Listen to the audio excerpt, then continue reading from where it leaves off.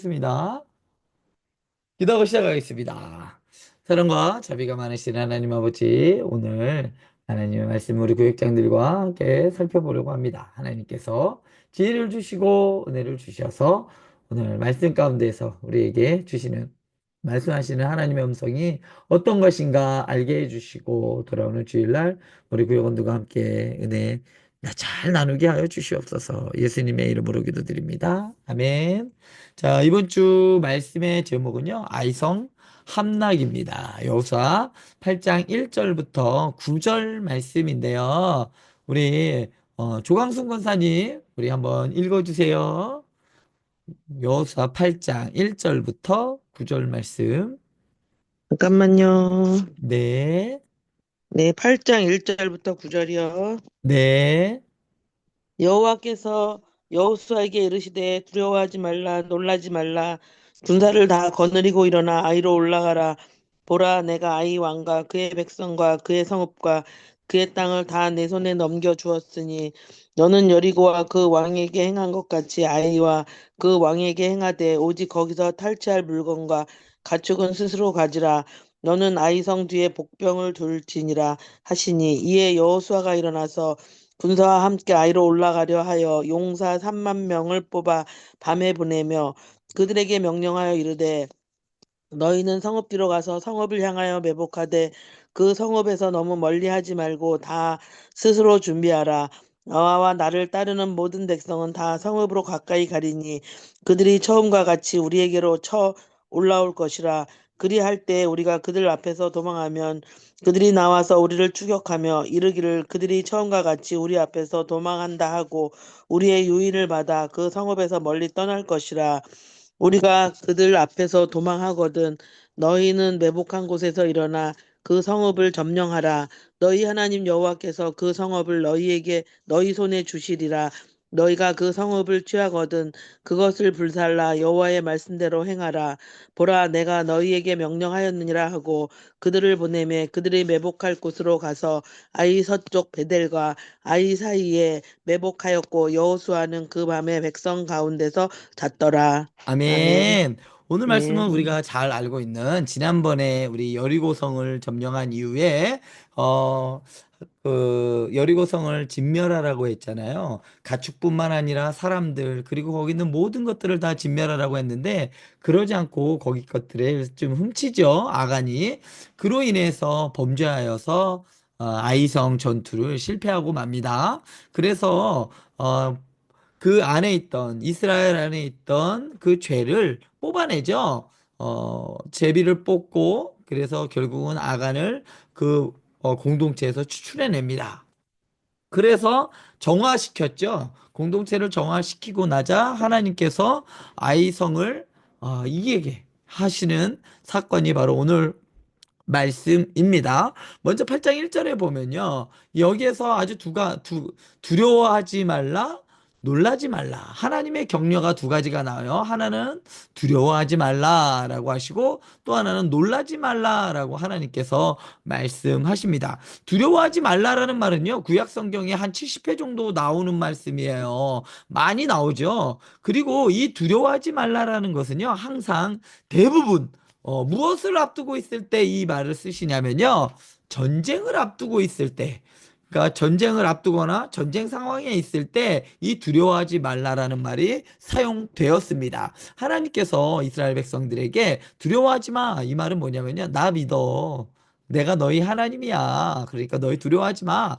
이렇게 싸움을 앞두고 있는 이스라엘 백성들에게 특히 많이 사용하셨던 말씀입니다. 그러면 이 놀라지 말라라는 말, 이 말은요.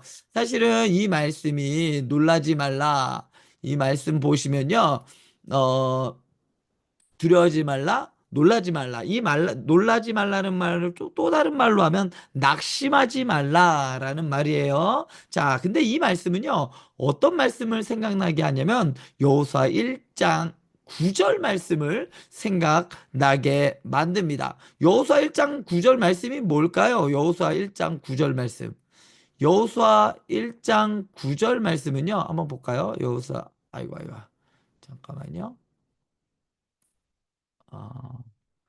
여호수아 1장 9절 말씀. 1장 1장 9절 말씀은 내가 내게 명령한 것이 아니냐? 강하고 담대하라. 하지 말며 놀라지 말라. 내가 어디로 가든지 내 하나님 여호와가 너와 함께하느니라 하시니라. 마지막에 두려워하지 말고 놀라지 말라. 이 말씀이 그대로 들어가 있죠. 자, 이 말씀이 생각나는 겁니다. 전쟁을 앞두고 있을 때 하나님께서 이스라엘 백성들의 여호수아에게 야, 너 이제 두려워하지 마, 놀라지 마. 내가 너희와 함께 할게. 그런데 이스라엘 백성들 지금 상황이 어떨까요? 두려워하고 놀라고 있는 상황이에요. 원래는 하나님께서 너희들 그렇게 하지 마. 내가 너희와 함께 할게. 그런데 하나님께 범죄하자. 이들이 하나님께로부터 벌을 받았잖아요. 그러자 이스라엘 백성들이 두려웠던 거예요. 우리를 위해 대신 싸우셨던 하나님이 본인들을 치니까 두려웠고 놀랐던 겁니다. 그래서 하나님께서 8장 1절에서 다시 이스라엘 백성들을 1장 9절 말씀을 상기시켜 주시면서 이제 두려워하지 마, 놀라지 마, 라고 말씀하십니다. 두려워하지 말고 놀라지 말아야 할 때, 안 와도 되는 그러한 이유 중에 하나는 하나님의 말씀을 순종할 때는 두려워할 필요도 없고 놀랄 필요도 없습니다. 또한, 이 말씀은요, 이전에도, 방금 전에 아이성 전투에서 실패한 이스라엘 백성들에게 하나님께서 하신 약속의 말씀입니다. 뭐 하지 말라? 두려워하지 마라, 놀라지 말라. 아이성 전투가 실패한 이후에 하나님께서 약속의 말씀을 해주십니다. 그러면요, 오늘 말씀에 보면요, 뭐라고 말씀하시냐면요, 2절 말씀에서 보면 너는 여리고와 그 왕에게 행한 것 같이 아이와 그 왕에게 행하되 오직 거기서 탈취할 물건과 가축은 스스로 가지라. 너는 아이성 뒤에 복병을 둘지니라 하시니 이전에 여리고성 전투와 다른 점이 여기에 있습니다. 여리고성 전투와 뭐가 달라졌을까요? 전리품에 대한 이야기가 달라집니다. 여리고성 전투에서는 어떻게 하셨죠? 하나님께서 여리고성에 있는 모든 것을 다 해렘시켜라. 그러니까 진멸해서 하나님께 올려드려라. 라고 하면서 그 소유는 내 것이다. 하나님 것이다. 라고 하면서 그 소유는 하나님 거라고 했습니다. 그런데 오늘 말씀에서 보면요. 구분이 되어 있습니다. 하나님께서 뭘 허락하죠? 전쟁에서 승리한 탈취한 것들을 소유할 것을 허락하십니다. 이 2절 중반절 보면요. 거기서 탈취한 물건과 가축은 스스로 가지라. 하나님께서 여리고 성에 있는 그것들은 취하셨어요. 왜요? 초태생이니까 하나님께서 받으신 겁니다. 그리고 그 다음 것부터는요, 하나님께서 너희가 써라고 이야기하십니다. 그게 원래 하나님께서 율법에 주셨던 원칙이에요.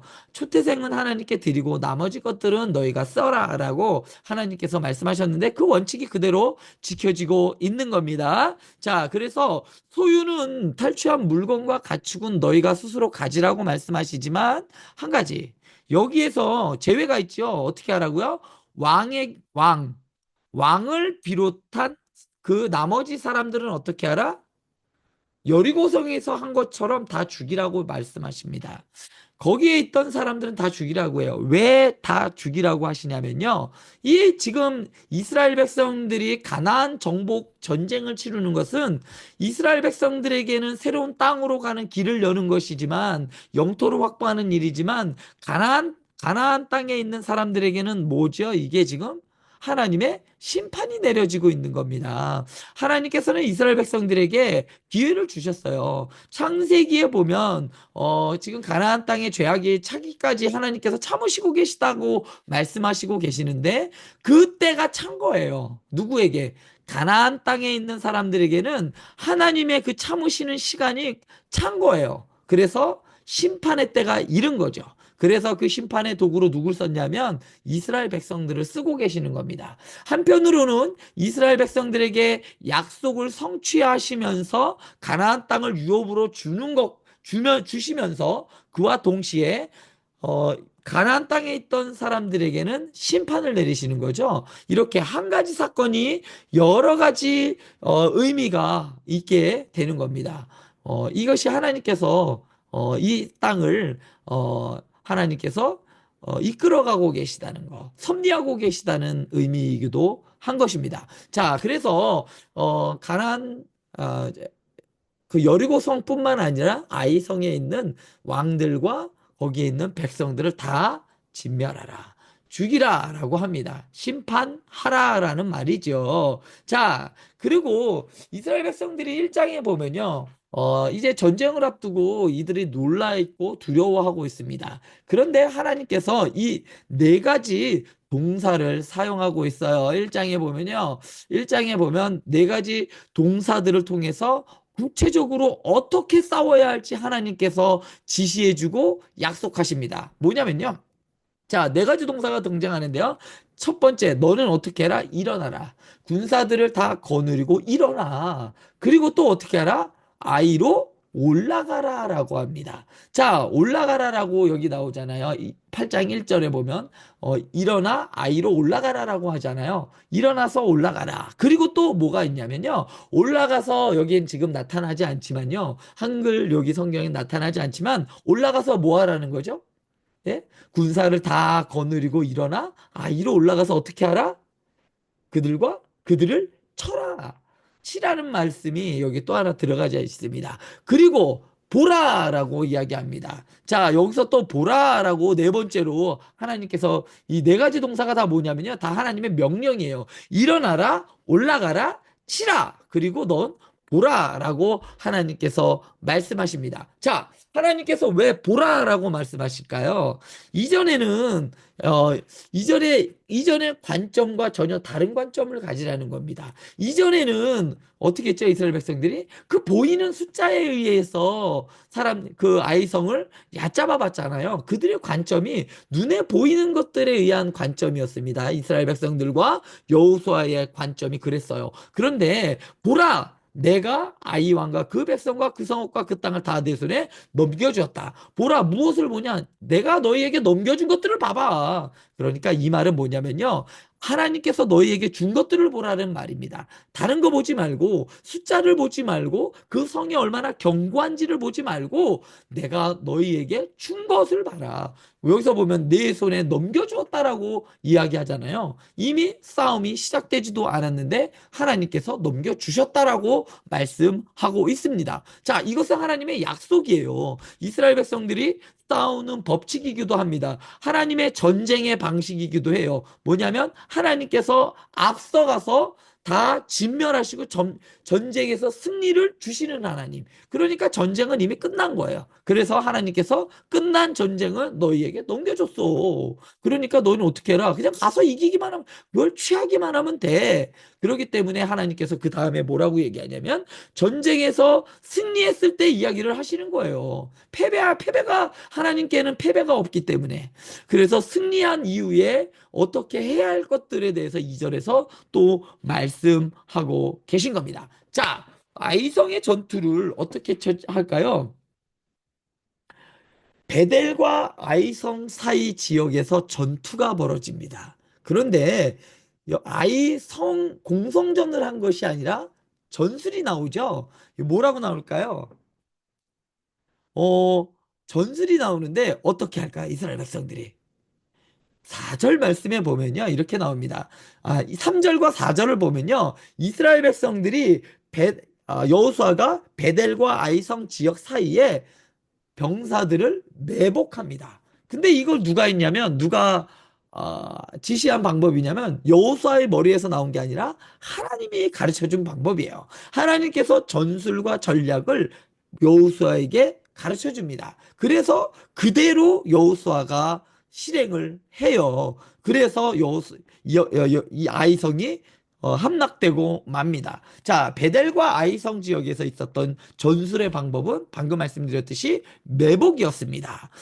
처음 승리를 취했던 아이성의 사람들이 이스라엘 백성들이 좀 와서 싸우는 것 같다가 도망가니까 저것들 또 저러네 이러고서 쫓아가서 얕잡아 보게 만드는 것이죠. 이것은 이스라엘 백성들이 여리고성을 점령하고 나서 아이성에 대했던 행동과 똑같은 겁니다. 상대를 무시하고 얕잡아 본 거죠. 그 방식 그대로 하나님께서 이스라엘 백성들에게 승리하게 하십니다. 단 여기서 방법은 매복하는 방법을 통해서 승리하게 하셨죠. 자, 여기 방금 베델과 아이성 지역에서 전투를 벌이는데요. 자, 요렇게 베델과 아이성 지역이 요렇습니다. 근데 요 지역이 지금 어느 지역이냐면요. 오늘날 팔레스타인 자치구의 서안 지구가 바로 이곳이에요. 그런데 이 지역은요, 가나안 땅의 중심지였어요. 아주 핵심적인 중심지에 있었던 겁니다. 자, 마치 이게요, 여리고성과 아이성 전투는요, 가나안 정복 전쟁에서 아주 중요한 지역이었어요. 왜냐면요, 이스라엘 백성들이 가나안 땅을 이렇게 옆으로 뚫고 들어간 게 아니라 마치 인천 상륙 작전을 하는 것처럼 무엇을 도하했죠? 요단강을 도하해서 직격한 거예요. 가나안 땅의 심장부인 여리고성과 아이성을 직격을 한 겁니다. 우리가 인천 상륙 작전에서도 그 중심부를 가운데를 인천에 탁 상륙을 해서 가운데를 딱 자르고 나니까 보급선이 끊어졌잖아요. 그래서 남과 북으로 갈라져서 각각 섬멸했듯이 여호수아가 처했던 방식이 바로 그런 방식이었어요. 마치. 자, 참 놀랍지 않나요? 가나안 땅을 도하해서 가나안 땅에 야, 그 요단강을 도하해서 가나안 땅에 가장 중요시했던 그 땅, 그 성 두 개를 함락함으로 이 모든 지역이 거기서부터 가깝죠. 거기서부터 병참을 시작하고 각 지역에 군대를 파견해서 그리고 군대가 또 오게끔 해서 다 가나안 땅에 있는 모든 부족과 왕들을 섬멸하게 만듭니다. 자, 그런데 이 지역의 특징이 또 하나 있습니다. 베델과 아이성 이 사이, 바로 이 지역에 특징이 있어요. 이 특징이 뭘까요? 성경에서는 이 지역이 아주 중요한 장소로 나타납니다. 언제 나타나냐면요. 창세기에 등장해요. 창세기에 아브라함이 장막을 치고 제단을 쌓았던 곳이 바로 여기입니다. 창세기 12장 8절. 자, 창세기 12장 8절에 보면요. 자, 거기서 베델 동쪽 산으로 옮겨 장막을 치니 서쪽은 베델이요 동쪽은 아이라. 그가 그곳에서 여호와께 제단을 쌓고 여호와의 이름을 부르더니 점점 남방으로 옮겨갔더라. 자, 정확하게 지명이 일치하고 있습니다. 아브라함이 가나안 땅에 들어와서 장막을 치고 하나님께 제사했던 장소, 예배드렸던 장소입니다. 또 13장 3절에 보면요. 아브라함이 애굽에서 올라와요. 그리고 나서 애굽에서 올라옵니다. 그리고 13장 3절에 보면 그가 네게부에서부터 길을 떠나 베델에 이르며 베델과 아이 사이 곧 전에 장막 쳤던 곳에 이르니 그가 처음으로 제단을 쌓은 곳이라. 그가 거기서 여호와의 이름을 불렀더라. 바로 이 장소는요. 아브라함이 터를 닦고 이곳에 항상 예배를 드렸던 곳이야. 하나님께 제사를 드렸던 곳입니다. 가나안 땅에 있다가 기근이 와서 애굽으로 갔다가 또 올라와서 또 이곳에서 제단을 쌓고 또 어디 갔다 또 와서 이곳에 제단을 쌓고 그러니까 이곳은요 하나님과 아브라함의 약속이 있는 곳이고 하나님이 아브라함의 제사를 받아줬던 곳이고 이스라엘 백성들에게는 아주 중요한 땅이죠. 이것이 바로 그러한 곳입니다. 아브라함이 장막을 치고 제단을 쌓았던 곳입니다. 자, 그렇게 하나님께 제사를 지내고 자, 장막을 폈던 곳, 그리고 하나님을 만났던 곳, 그리고 약속을 맺었던 곳, 그곳이 바로 이 지역인데, 그래서 이 아이성 전투가 무엇을 상징하느냐? 바로, 가나안 땅에 들어와서 행한 여리고와 아이성 전투는 바로, 하나님께서 하나님의 말씀에 순종했을 때 거대한 여리고 성을 무너뜨릴 수 있었지만 하나님께서 무너뜨려 주셨지만 하나님의 말씀에 순종하지 않았을 때에는 작은 아이성이라도 무너뜨릴 수 없었다라는 이 두 가지 아주 큰 경험을 이스라엘 백성들이 하게 됩니다. 그래서 이 두 개의 경험을 가지고 이스라엘이 가나안 땅 전쟁을 치르는 아주 기본적인 틀이 돼요. 그래서 가나안 땅에 이 지금 여호수아서에서는 여리고성 전투와 아이성 전투 비중이 상당히 큽니다. 많은 절을 할애해요. 나머지 전투는요, 그냥 훑고 지나가듯이 그냥 쓱쓱쓱쓱 지나가는데, 요 두 개의 전투만큼은 아주 상세하게 이야기를 해줍니다. 그만큼, 이스라엘 백성들이 가나안 정복 전쟁에서, 이 두 개의 성을 했던 그 경험이 아주 중요했다라는 것이죠. 자, 아이성 전투는 그래서 무엇을 상징하느냐? 하나님과 하나님의 약속과 이스라엘의 순종, 그리고 회복을 상징하는 겁니다. 하나님께서 가나안 땅을 너희에게 줄 것이야라는 그 약속이 있잖아요. 그 약속대로 하나님께서 주시는 거죠. 그리고 하나님의 말씀에 순종했을 때 그 땅을 취하지만 그 말씀에 순종하지 않았을 때에는 패하고 맙니다. 그렇지만 하나님께서 또 어떻게 하시냐? 회복해 주셨다는 것. 아이성을 볼 때마다 그 이스라엘 백성들은 이 세 가지를 하나님의 약속과 순종과 이 회복을 상징하게 기억하게 되는 사건이 바로 아이성 전투입니다. 자, 이렇게 이러한 배경을 가지고 돌아오는 주일의 말씀을 들으시고 또 우리 구역들과 구역 식구들과 함께 어떻게 해서 이스라엘 백성들이 아이성을 이길 수 있었는지 한번 나누시고요. 우리 안에 있는 아이성은 무엇인지 함께 생각해 보는 시간을 가지셨으면 좋겠습니다. 기도하고 마치겠습니다. 사랑과 자비가 많으신 하나님 아버지, 오늘 우리 아이성 전투를 통해서 하나님의 말씀에 순종하지 않았을 때 그 결과가 어떠했는데, 이제 그 말씀에 순종하고 순종하였을 때 다시 회복시켜 주시는 하나님을 우리가 살펴보았습니다. 우리 안에 있는 아이성이 무엇인지 우리가 다시 한번 기억하게 해주시고, 회복해야 할 것들은 회복하게 해주시고, 하나님과의 관계가 회복되어지게 해주시고, 예배가 회복되어지게 해주시고, 하나님의 약속을 붙잡으면서 이 모든 것들을 잘 감당해낼 수 있는 우리 구역장님들과 우리 성도님들 되게 하여 주시옵소서. 예수님의 이름으로 기도드립니다. 아멘. 아멘. 감사합니다. 수고하셨습니다. 수고하셨습니다. 내일 금요 기도회는 아까 우리 톡에도 남겨드렸듯이 우리 총신대학교 신학대학원에서 설교학을 가르치고 계시는 김대욱 교수님 오셔서 말씀 전해 주시는데요. 참 저 예배 때마다 많은 은혜를 말씀의 은혜를 받았던 우리 교수님입니다. 오셔서 함께 기도하고 은혜 받는 시간 가졌으면 좋겠습니다. 내일 네. 뵙겠습니다.